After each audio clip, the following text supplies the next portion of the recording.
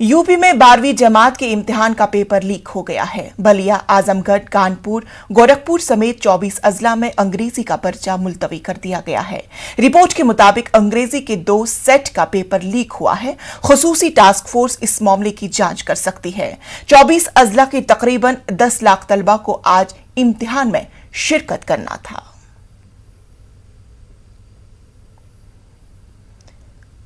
आपको बता दें कि यूपी में 12वीं जमात के इम्तिहान का पेपर लीक हो गया है, जहां पर बलिया, आजमगढ़, कानपुर, गोरखपुर समेत 24 अजला में अंग्रेजी का पेपर होना था, लेकिन पेपर लीक होने की वजह से इम्तिहान मुलतवी कर दिया गया है। रिपोर्ट के मुताबिक अंग्रेजी के 2 सेट का यह पेपर लीक हो गया है और इस खुसूसी टास्क फोर्स इस मामले की छानबीन कर रही है। 24 अजला के तकरीबन 10 लाख तालबा को आज इम्तिहान में शिरकत करना था, लेकिन पेपर लीक होने की वजह से वो इम्तिहान में शिरकत नहीं कर सके।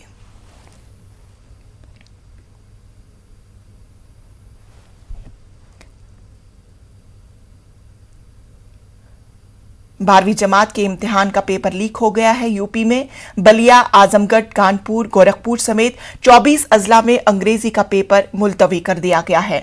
रिपोर्ट के मुताबिक अंग्रेजी के 2 सेट का पेपर लीक हुआ है। खुसूसी टास्क फोर्स इस मामले की छानबीन कर सकती है। 24 अजला के तकरीबन 10 लाख तालिबा को आज इम्तिहान में शिरकत करना था, ताहम पेपर लीक होने की वजह से तालिबा इम्तिहान में शिरकत नहीं कर सके।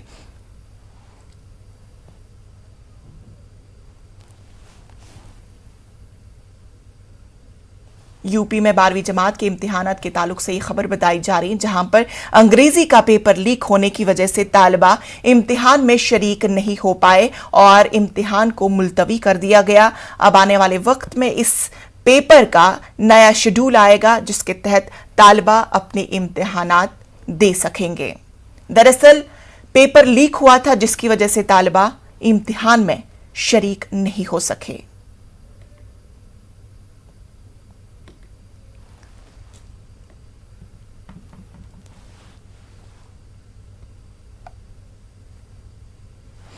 हमारे साथ हमारे नुमाइंदे तारिक कमर हमारे साथ जुड़ चुके हैं। तारिक कमर, पेपर लीक हो गया है और तलबा अब इम्तिहान में शरीक नहीं हो पाए, क्या वजह है कि पेपर लीक हुआ? ये कोई पहली मर्तबा नहीं हुआ उत्तर प्रदेश में। ऐसा पहले के जो एग्जाम रहे हैं उसमें भी हुआ है, लेकिन इस मर्तबा जो हुकूमत की गाइडलाइन थी वो हालांकि बड़ी सख्त हिदायत दी गई थी और ये कहा गया था कि नकल बिल्कुल नहीं होने दी जाएगी, कोई गुंजाइश नहीं छोड़ी जाएगी। माजी में भी आपने देखा है कि किस अंदाज से लोगों पर कार्रवाई होती रही है। तो लेकिन देखिए ये बात है अहम कि ये सिलसिला जो है वो अभी तक रुक नहीं पाया है मुकम्मल तौर पर। लोग जाहिर है कि सरकारी जो मुलाजमीन है या जिम्मेदार अफसरान है वो हिदायत भी जारी करते हैं, सब कुछ करते हैं, लेकिन इसके बावजूद भी ये जो सिलसिला है नकल का ये रुक नहीं पाता है और बड़े पैमाने पर देखिए पर्चा लीक होना अपने आप में ये इशारे कर रहा है कि किस अंदाज की हिकमत अमली मदद की गई थी, कहाँ खामियां रह गई थी। लेकिन हाँ, अभी अभी देखिए बयान भी जारी कर दिया है वजीर आला उत्तर प्रदेश योगी आदित्यनाथ ने कि जिन लोगों के खिलाफ जो कार्रवाई की जाए उसके खिलाफ NSA भी लगाया जाएगा। जो लोग जिम्मेदार होंगे उन्हें बख्शा नहीं जाएगा और सख्त से सख्त कार्रवाई की जाएगी। और जाहिर है कि ये एक बड़ा मामला है और इस अंदाज के मामले पहले भी होते रहे, लेकिन इसने सबको ये भी चौंका दिया है कि देखिए 24 अजला में एक साथ पेपर लीक होना, एक आध जिले की बात हो और मतलब तो समझ में बात आती है, लेकिन इतनी तेजी से गर्दिश करना है तो इसका मतलब ये है कि कोई बहुत बड़ा रैकेट है जो उसके पीछे मुलव्विस है और इसमें जरूर उस महकमे के लोग भी शामिल हैं, जहाँ पर बाकायदा ये कह सकते हैं हम कि स्क्रूटनी वाला जो मामला रहता है, बड़े दायित्व वाले मामले रहते हैं, वहाँ पर भी इसमें कुछ लोग मुलव्विस हो सकते हैं। हिदायत जारी की गई हैं और ये भी वजीर की जानिब से कहा गया है, जो तालीमी वजीर हैं गुलाब देवी, उन्होंने कहा है कि बाकी के जो अजला है 51 जिले उसमें बाकायदा 2 बजे से पेपर होगा। 24 अजलों में जो है वो मुलतवी कर दिया गया है। तो अब देखना यही है कि क्या कुछ रिएक्शन आता है। गुलाब देवी ने बाकायदा तौर पर कहा है कि 24 जिलों में जो इंटरमीडिएट की अंग्रेजी का इम्तहान है वो रद्द कर रहे हैं हम और 51 जिलों में 2 बजे से जो है वो बाकायदा इम्तहान होगा। तो देखिए ये 24 अजला में रद्द किया गया है, 51 जिलों में होना है। आइंदा जब कार्रवाई होगी उस पर नजर बनाए हुए हैं, देखते हैं किस अंदाज से। तारिक कमर, क्या कुछ इम्कान जाहिर किया जाता है कि अब कब रिसेट किया जाएगा पेपर को? अब देखिए अभी तक इस बारे में जाहिर है कोई वाज़ेह बयान सामने नहीं आया है, लेकिन वजीर तालीम की जानिब से इतना जरूर कहा गया है कि सख्त से सख्त इक़दाम उठाए जाएंगे और ऐसी कोशिश की जाएगी कि आइंदा इस अंदाज की कोई कारगुजारियां न सामने आए। लेकिन ये बयानात इस अंदाज से पहले भी आते रहे हैं और ये बहुत अफसोसनाक मसला है खैर। और इससे जो बच्चों को, तलबा तालिबात को परेशानी होती है, जाहिर है गर्मी का मौसम है और उसमें तमाम एक पूरा जहनी जो होता है इंतशार का शिकार हो जाते हैं, लोग खलफशार का शिकार हो जाते हैं। और बिल्कुल इस सब के बीच तलबा का ही नुकसान होता है। तफसीलात के लिए बेहद शुक्रिया। दिल्ली असेंबली में वजीर आला अरविंद केजरीवाल को फिल्म द कश्मीर फाइल्स पर की गई तकरीर को लेकर काफी सियासत चल रही है। बीजेपी युवा मोर्चा के कारकुनान ने आज केजरीवाल की इस तकरीर के खिलाफ एहतजाज किया। बीजेपी का यह एहतजाजी मार्च आईपी कॉलेज से शुरू होकर वजीर आला केजरीवाल की रिहाइशगाह पहुंचा। इस एहतजाज में बीजेपी युवा मोर्चा के कौमी सदर तेजस्वी सूर्या भी मौजूद थे। युवा मोर्चा के कारकुनान को रोकने के लिए पुलिस ने पानी की बूछार भी की। वहीं आपने इल्जाम लगाया है कि बीजेपी कारकुनान ने केजरीवाल की रिहाइशगाह में तोड़फोड़ भी की और पुलिस तमाशाई बनी रही। एहतजाज का जायजा लिया हमारे दिल्ली नुमाइंदा विनीत ने।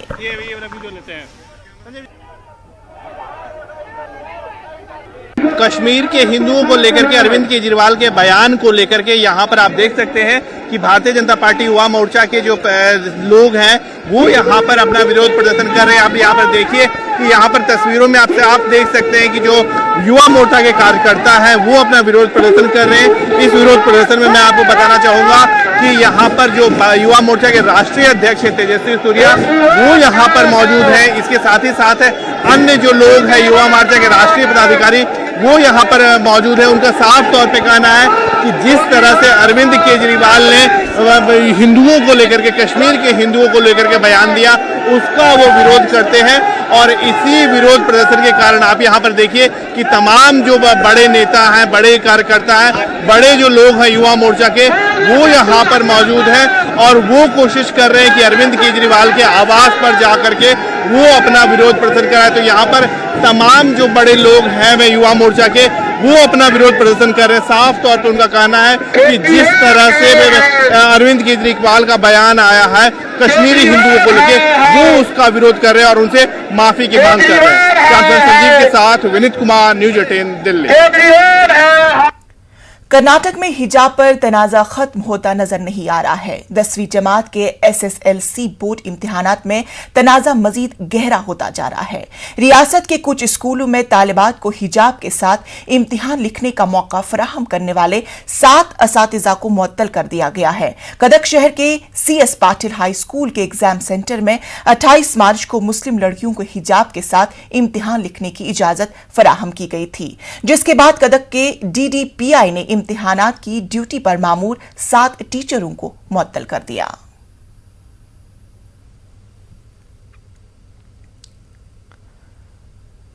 मरकज के मुलाजमीन और वजीफायाब अफराद के महंगाई भत्ते में 3% का इजाफा किया जा सकता है। जराये के मुताबिक 1 जनवरी 2022 से DA में इजाफे की तजवीज है। जराये के मुताबिक वजीर आजम नरेंद्र मोदी की सरबराही में आज होने वाली मरकजी काबीना की मीटिंग में DA के फैसले पर मुहर लगाई जा सकती है। अगर आज काबीना में इस पर फैसला लिया जाता है तो तकरीबन 48 लाख मरकज के मुलाजमीन और तकरीबन 68 लाख वजीफायाब मुलाजमीन को इसका फायदा मिल सकता है।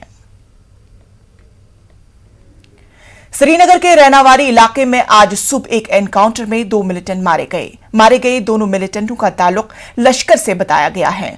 पुलिस के मुताबिक मिलिटेंटों की मौजूदगी की खबर के बाद पुलिस ने रात को पूरे इलाके को घेरे में ले लिया और सिक्योरिटी फोर्सेस ने मिलिटेंटों पर घेराव तंग कर लिया।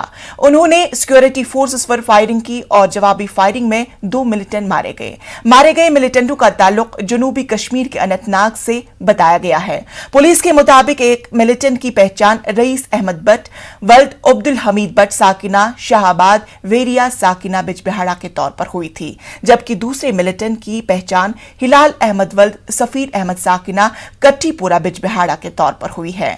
दोनों सी कैटेगरी के मिलिटेंट बताए गए हैं। रईस अहमद के पास एक शिनाख्ती कार्ड मिला है जिसमें इसे सहाफी बताया गया है। दरअसल रईस मिलिटेंसी में शामिल होने से पहले अनंतनाग में एक वेब पोर्टल चलाता था। वो बाद में अगस्त 2021 में मिलिटेंट सफू में शामिल हुआ था। हिलाल अहमद ने अक्टूबर में मिलिटेंसी में शमूलियत इख्तियार की थी। मारे गए मिलिटेंट कई तकरीबी कार्रवाई में शामिल बताए जा रहे हैं। कश्मीर में पिछले कई दिनों से मिलिटेंट छुट्टी पर पहुंचे सिक्योरिटी फोर्सेस और पुलिस के एहलकारों के साथ साथ कई पंचायती नुमाइंदों और कुछ आम लोगों को निशाना बनाते आ रहे हैं।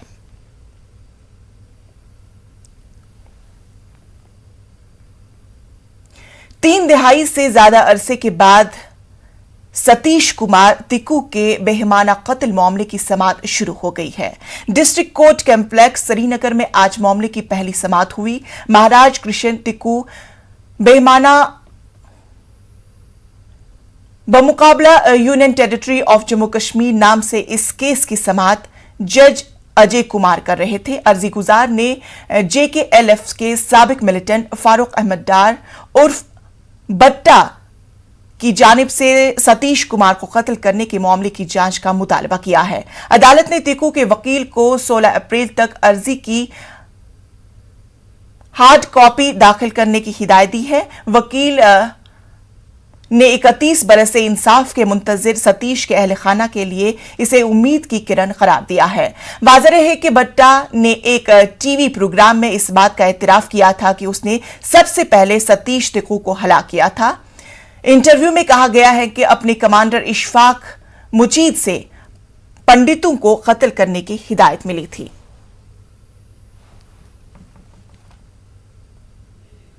हमारे लिए पॉजिटिव ये है कि कोर्ट एक्टिवली हेयर कर रहे हैं, हमारी बात को सुन रहे हैं और इस पे वो ये भी पूछ रहे हैं स्टेट से कि आप बताइए इसमें क्या फाइल है, व्हाट इज़ द फाइल, आपने किया क्या है, 31 साल इस केस में हुआ क्या है और क्या चार्जशीट फाइल हुई है, नहीं हुई है, क्या उसको एक्विट कर दिया गया है।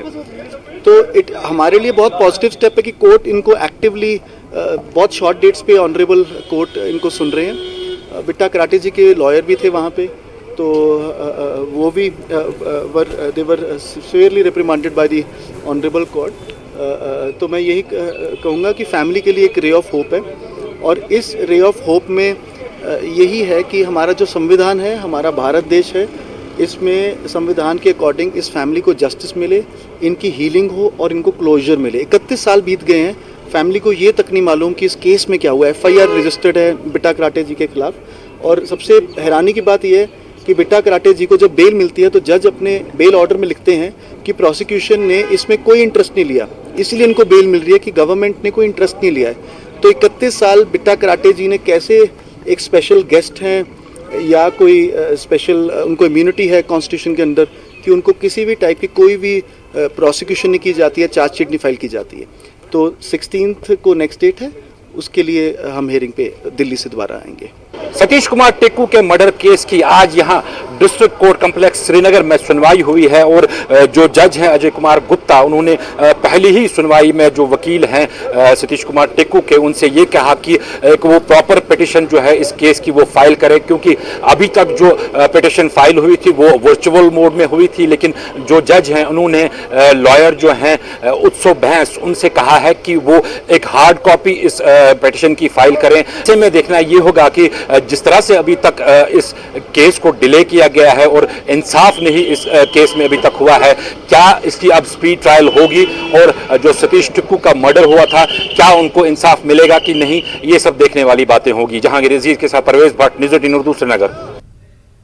वक्त हुआ छोटे से वक्फे का। इस न्यूज हेडलाइंस के प्रायोजक पेट सफा आयुर्वेदिक जून, पेट सफा हर रोग दफा।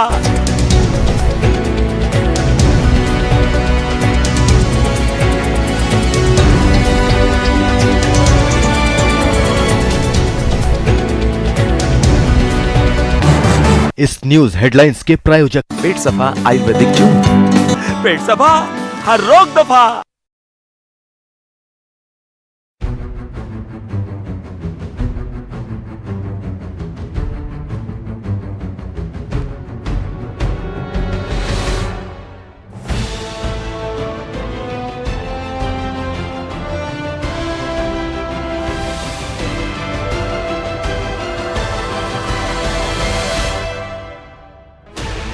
16 channels, 15 languages, 26 states, 1200 plus reporters, 66.9 crore viewers. India's largest news network, News 18 Network.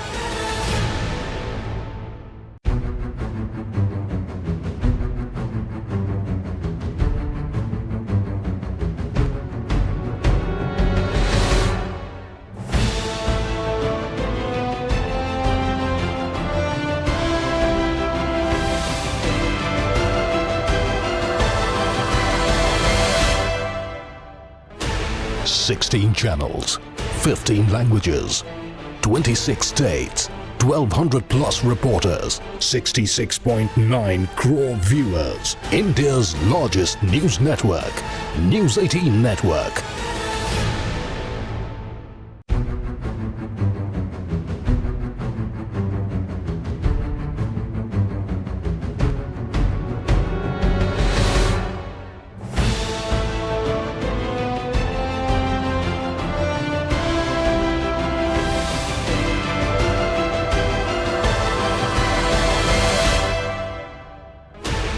Sixteen channels, 15 languages, 26 states, 1200 plus reporters, 66.9 crore viewers. India's largest news network, News 18 Network.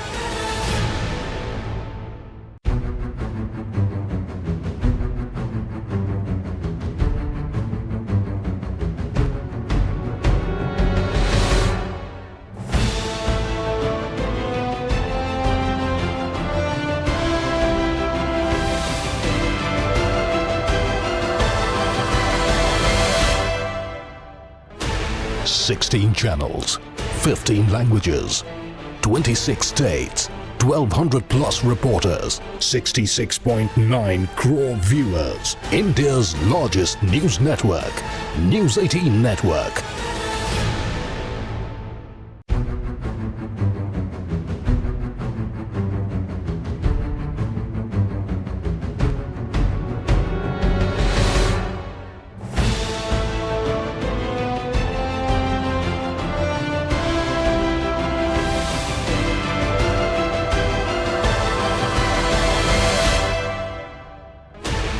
Sixteen channels, 15 languages, 26 states, 1200 plus reporters, 66.9 crore viewers. India's largest news network, News 18 Network.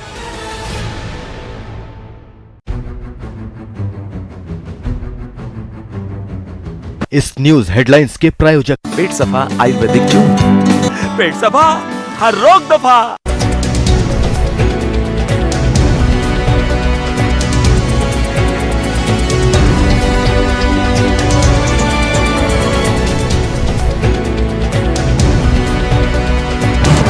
इस news headlines के प्रायोजक पेट सफा Ayurvedic zoom, पेट सफा हर रोग दफा। Break के बाद इस्तकबाल। उर्दू सहाफत के 2 साल मुकम्मल होने का जश्न मनाया जा रहा है। इसी मुनासबत से दिल्ली में प्रोग्राम का इनेकाद किया गया। इस प्रोग्राम में साबिक नायब सदर जमहूरिया हामिद अंसारी और जम्मू कश्मीर के साबिक वजीर आला गुलाम नबी आजाद ने शिरकत की। इस प्रोग्राम से खिताब करते हुए गुलाम नबी आजाद ने कहा कि मौलवी मोहम्मद बाकर पहले सहाफी थे जिन्होंने अपनी जान की कुर्बानी दी। इस मौके पर हामिद अंसारी ने कहा कि हिंदुस्तान में उर्दू बोलने वालों की तादाद कम होती जा रही है।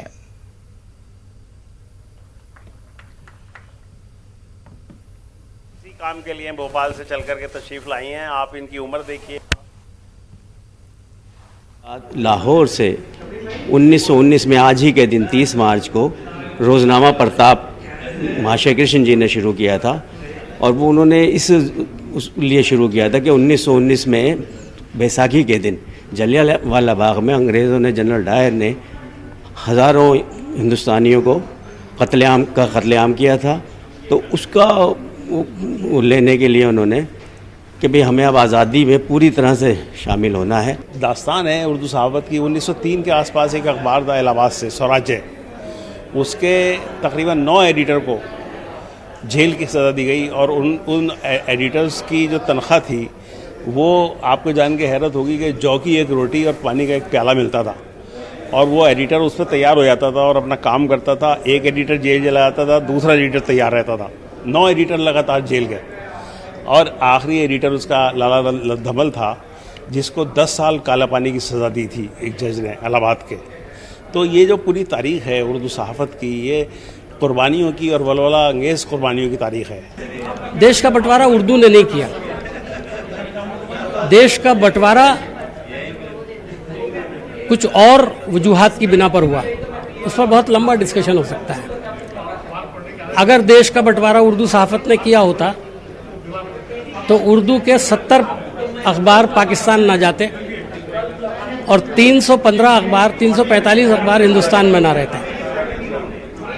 हकीकत यह है कि उर्दू सहाफ़त ने 81% उर्दू सहाफ़त ने अपना वोट हिंदुस्तान के लिए दिया। कर्नाटक के बेदर के मशहूर तालीमी इदारा शाहीन ग्रुप ऑफ इंस्टीट्यूशन में तालिबा व तालिबात को असरी तालीम के साथ साथ दीनी तालीम भी दी जाती है। शाहीन ग्रुप में इसके लिए खास शोबा है। बुनियादी इब्तिदाई तालीम के साथ साथ बच्चों को कुरान हफ्ज कराया जाता है। इदारे के चेयरमैन डॉक्टर अब्दुल कदीर की सदारत में शाहीन बॉयज कैंप्स में एक तकरीब का इनेकाद किया गया, जिसमें गुज़श्ता साल हफ्ज मुकम्मल करने वाले तालिबा व तालिबात की दस्तारबंदी की गई। प्रोग्राम में कसीर तादाद में लोगों ने शिरकत की और बच्चों की हौसला अफजाई की।